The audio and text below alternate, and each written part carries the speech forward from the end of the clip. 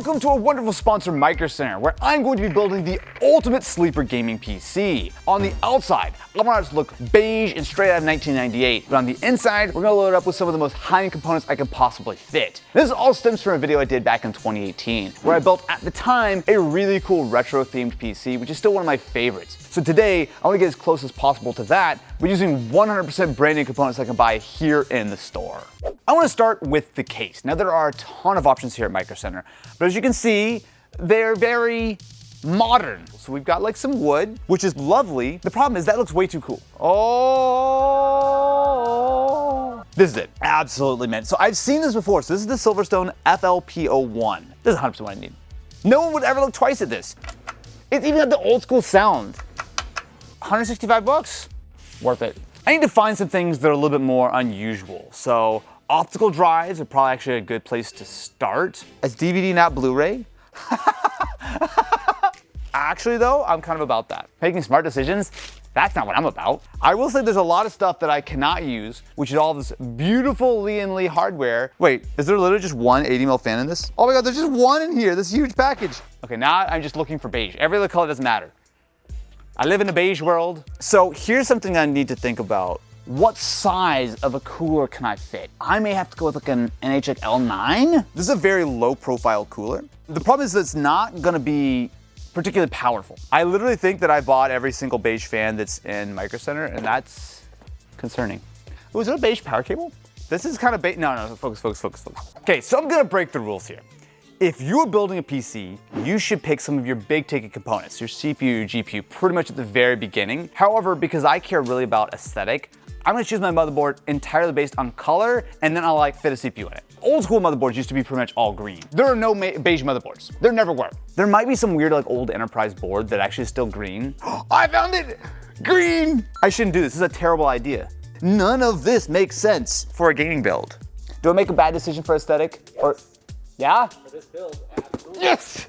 So then I need to go Intel on this build. I don't know that what I'm about to do is necessarily a great idea. What I'm making right now though, is essentially a system which is gonna run very toasty. I think I'm just gonna do a 265KF. 260 bucks, actually not a bad deal. After choosing our fairly standard looking RAM as well as our SSD, now comes the biggest choice of the video, my GPU. As we've established, cooling is going to be a bit of a challenge. I think I can actually fit an RTX 5080. Is this a terrible idea? Yes, it is. I'm gonna have a few millimeters to spare. Now that I made a lot of really questionable decisions, it's time to make a smart one, which is to have plenty of power. I should be able to fit an 850-watt supply. Should I try one of these super flower supplies? I've heard good things about these actually. Yeah, you know what? Full modular cable. Are they sleeved? Yeah, they look decent. That is everything we need for the PC build. But there is one very important component that we cannot forget about. Peripherals. There's gonna be plenty of like black mice and black keyboards, and that's all fine. But I wanna ideally find something that looks a little bit beige. Yes! 8-bit though! Retro mechanical keyboard, that's it, right? Do they have a matching mouse? Oh my God, what is this? What is a pop mouse? Oh, that actually does kind of go together. So with that, my friends, I think we have everything we need. So let me head back to the studio, dust off my CRT, and get this thing going. Alrighty, let's get this thing started, shall we? I hesitantly, tentatively am excited. Not because I don't think it's gonna work, I think it's gonna be great. did I sell that one? Oh, you know what, I forgot. I didn't get my 56K modem. Oh no, we forgot the sound card too. That's right. I will say I'm so stoked with the beigeness of this. Cool. Did my voice just crack? Yeah, that's how, yeah, you're going back to the 90s. It's even like a thicker steel. This is gonna like sound like so dumb, but like, it's actually like an old school case. Oh, it's actually kind of an interesting interior. So we're gonna have some sort of spare space down here. So power supply will live here. I'm probably gonna take this fan out and put it here. Oh, that's actually rad. I didn't realize it's actually not a click thing. When you open the disk drive, it just pushes it down. That's a good click. So I'm gonna be using the Superflower Combat power supply. These are supposedly pretty high quality power supplies. It's almost like a little bit like an ornate design. Like it's like a very sort of like fine mesh. That actually looks kind of cool though. I like how you're doing everything but the motherboard. I like to do the power supply first. You know, it's like one component you just put in your system and you're like, oh, look, I got something like physically in my case. Next up, let's work with our business motherboard. This was purchased entirely because it's green. This is not a great gaming board. SATA cable, which is something I'm actually gonna need for this build. Wow. And look at how beautiful and green it is. Like, no one makes green boards like that. Like, look at this. Although the ports are a little bit newer, but okay, this looks like 1997, right? Yeah. That looks rad. Woo, retro as hell. The kids appreciate this, right? No. Let's start out by installing our Core Ultra 7. It's definitely pushing the limits on what our CPU cooler is designed for, but I'm all about pushing the limit. The limits of style, fashion, and most importantly, retro performance. Ooh. Make sure you don't block CCAM when you do that. What? Sorry, can you not see? Oh, okay, I'm gonna install it right now. Oh my God. Look at that. That's a CPU that fits in a motherboard. All right, let's load up some RAM. This is honestly, it's fine. It does not look old school though. I could try to take the shroud off. Don't. Ow! Fuck! It doesn't look that bad. It doesn't look that bad. You're right. It actually does kind of blend in. The RAM that you can't even see when we close up the system. Correct. Yeah. You know what? That is a really good point. Oh God, I'm so spoiled. I was like looking for my little like latch. Of course there's no latch. I actually have to put the little screw in. What the? Oh no. I definitely didn't buy the SSD because it had a good color scheme, but I will say that also fits in pretty well. Next up, we've got ourselves the NHL9X65. Essentially, this is like a glorified stock cooler. He's just a little guy. It is gonna have to cool a really big guy. Wait, these are two different shades of beige. Yes. No. Damn you, color blindness! What? That's not color blindness, I just didn't do my research. Oh. That's a little brown Noctua badge. Oh my God, Alex, we made a horrible mistake. What? We should have gotten the Noctua 5080. Look at this. Ooh. Oh man. The color scheme and everything, like, I mean, this actually looks like an old PC. Yeah, it's probably just because like I'm in the middle of it, so I'm just, you know, basking in my own glorious brilliance. Wow. Even I want to barf after saying that. Cool, that board is in there. Before I continue on like I normally would, I actually need to work on a couple of some important things. Uh-oh. How many fan headers are on this motherboard? Because I'm gonna guess not many. None. One here. That's it. What? Two. What's more retro than using adapters, right? The graphics card is so big, it's actually gonna cut my system in half.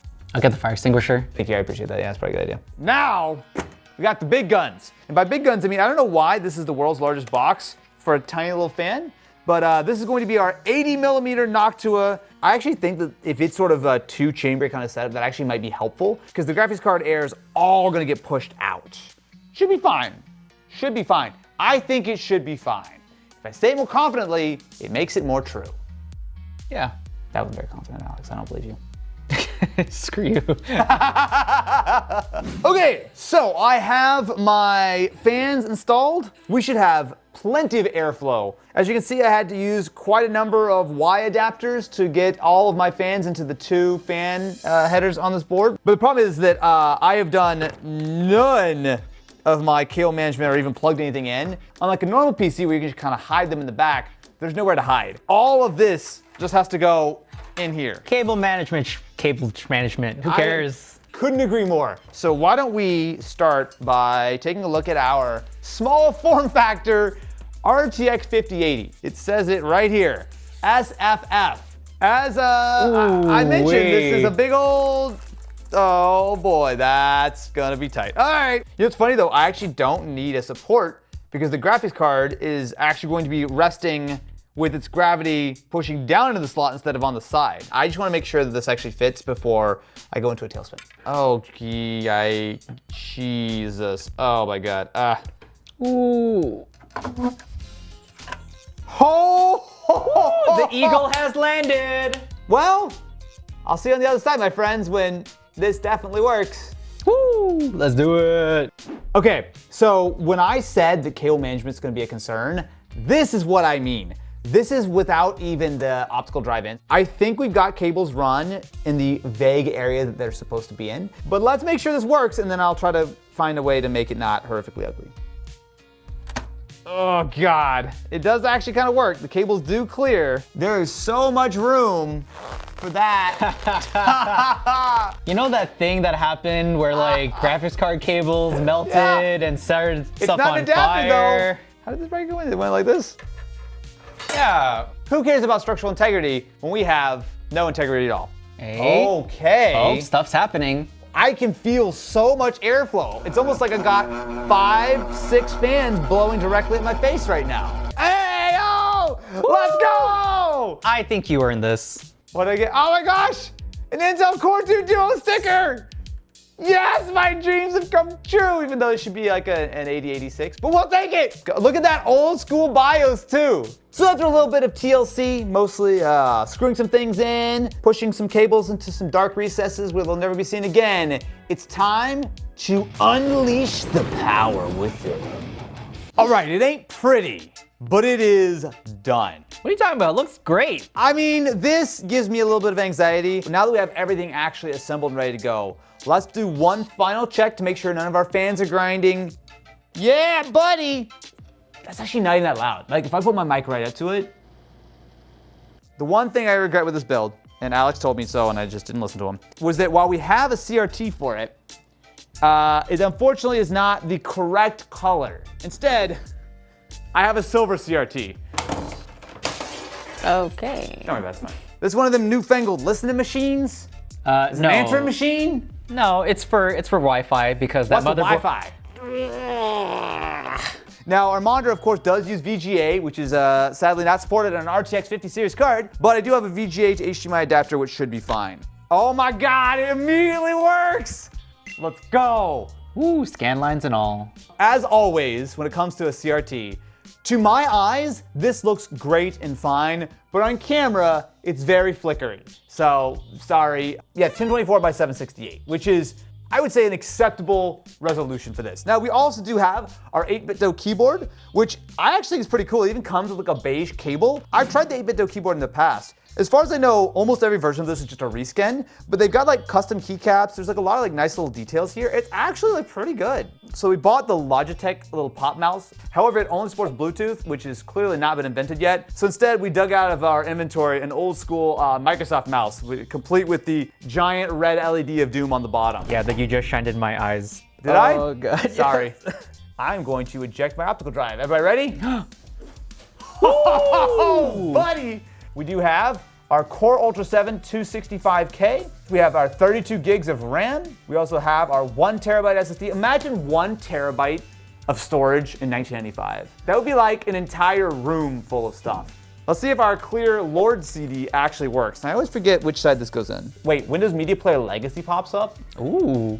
Wait, no, this is gonna ruin the aesthetic. Never mind, I have no speakers. Just do it behind it so you can't see it. Yeah, you can't see it. Oh my gosh, the CD player works. How incredible is that? All right, my friends, it's time to put our RTX 5080 to work by playing some Half-Life 2 RTX. Now, I will say I actually have tried Half-Life 2 RTX. I think it looks lovely, but I'll tell you what, running it on a CRT, always dark. Can you see that on camera at all? You can. Let's bring the house lights down a little bit. All right, blackout.